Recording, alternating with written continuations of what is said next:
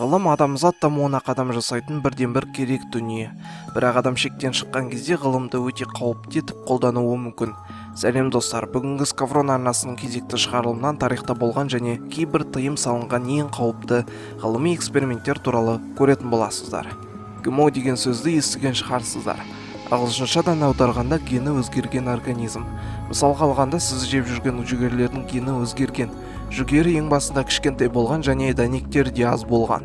Генін өзгерту арқылы дәл қазір сіз өсіріп сіз жеп жүрген жүгері үлкен және тойымды.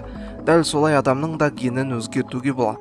Эйнштейннің ақылын, Шварценеггердің мускулын бір генге топтастырып адамды өзгертуге болады. Бұл ғылыми жағынан дәлелденген және ғылым істей алады.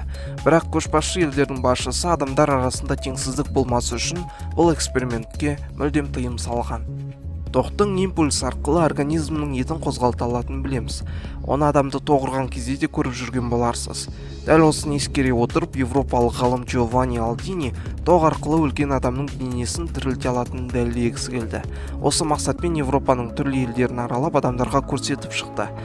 Тоқты жайметеп қоса бастаған кезде өлген адамның саусақтары мен аяқ саусақтары дірілдеп қозғала бастады.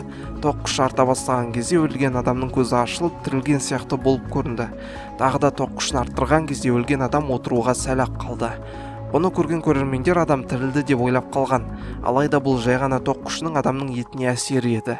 Ешқандай тірілтпеген. Тағы да бір видеоларымызда өте қауіпті аурулар туралы айтқан болатынбыз. Сол бір вирустардың кейбірі үлкен лабораторияларда сақтаулы. Мысалға алғанда қара шешек вирусы. Ол вирустан 500 миллионға жуық адам қаза тапқан. Емі табылмаған бұл вирус дәл қазір Ресей және ақш лабораторияларында сақтаулы. Дәл осындай емі жоқ жүздеген вирус лабораторияларда сақтаулы тұр. Көшбасшы елдердің басшысы бұл вирустарды сыртқа шығаруға не болмаса эксперимент жасауға түгелімен тыйым салған. Себебі егер вирус кинолардағы залым кейіпкерлер сияқты адамның қолына түссе, нағыз биоқару болмақ. Бұл біз теледидардан көріп жүрген соғыс, атом бомбасы дегендердің қасында 100 есесі. Өйткені жай ғана вируспен бүкіл адамзатты жойып жіберу қаупі бар. Сондықтан да бұл лабораториялар өте мықты қаруланған, күзетпен күзетілген. Ал мына бір эксперимент орыстың ғалымы Брухоненкомен жүргізілген болатын. Эксперимент бойынша ғалым жануарлардың басын қалдырып, қалған денесінің бәрін жасанды машина автожектор еткісі келді. Ең бірінші эксперименттердің бірін итке жасады. Эксперимент арқылы өкпе және жүрек сияқты мүшелердің қызметін автожектор атқарды, ал иттің тек басын қалдырды және ит 3 сағат бойы тірі болды. Тіпті итке тамақ берудің сәті түсті. Таңғаларлық нәрсе. Ал келесі экспериментті Владимир Демихов атты тағы бір орыс ғалымы жасады. Бұл эксперимент бойынша Демихов кішкентай күшіктің басын үлкен итке жапсырып екі басты итті шығарды.